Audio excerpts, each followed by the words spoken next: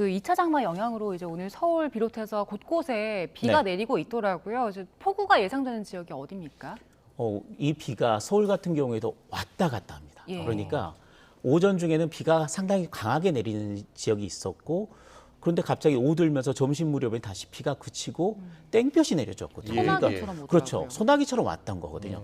그래픽을 보면서 이 상황이 어떤 건지 좀 설명드리겠습니다. 네. 이게 지금 우리나라 주변의 그 레이더 영상인데요. 네. 지금 북태평양 고기압이 어디에 있냐면 이렇게 분포를 하고 있습니다. 이게 북태평양 고기압이 이렇게 있는 상태에서 아까 말씀드렸듯이 정체 전선, 그러니까 저기압이 이렇게 내려오고 있는 상태거든요.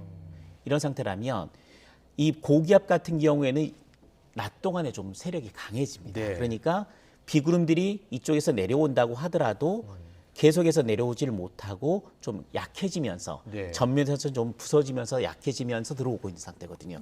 그래서 지금 같은 경우 비가 내렸다가 땡볕이 또 쬐다가 다시 또 비가 내리는 그런 날씨가 당분간 이어지지만 밤이 되면 이게 다시 수축을 합니다. 수축을 하게 되면 본격적으로 비구름이 내륙에 들어오면서 내일 새벽쯤면 수도권에도 국지성 호우가 쏟아질 가능성이 상당히 높아지고 있습니다. 수도권, 특히 이제 중부지방을 중심으로 네. 많은 비가 온다는 예보인데요. 작년 여름 강남역 주변 폭우가 생각이 나거든요. 그렇죠. 네, 비슷한 상황이 올 수 있는 겁니까? 지금 이 상황이요.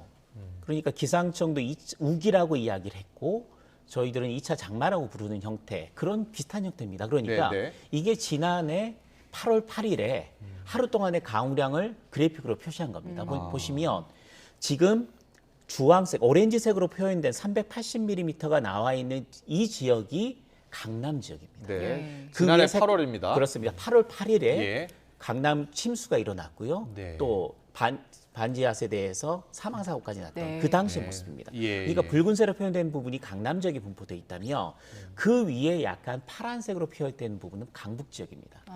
강우량의 차가 한 200mm 정도가 넘게 그러네요. 나고 있습니다. 예, 예. 그러니까 이런 아까 말씀드린 북태평양 고기압이 수축을 하면서 그 뒤에 찬 공기가 내려오면서 만들어진 거. 예. 또 저기압이 들어오고 또 거기에 수증기가 공급되면서 폭발적으로 발달한 게 8월 8일이었거든요. 예.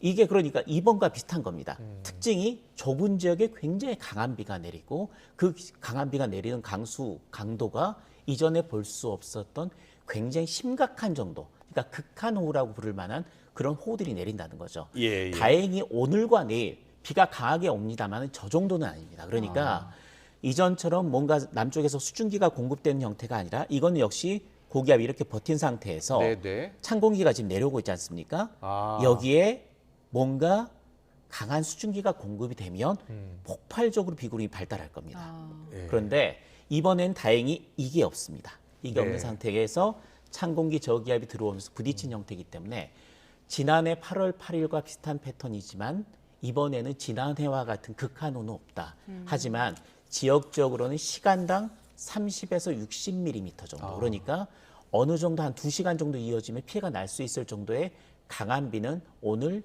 내일, 모레까지는 이어질 가능성이 있다는 거 꼭 염두에 두셔야 됩니다. 예.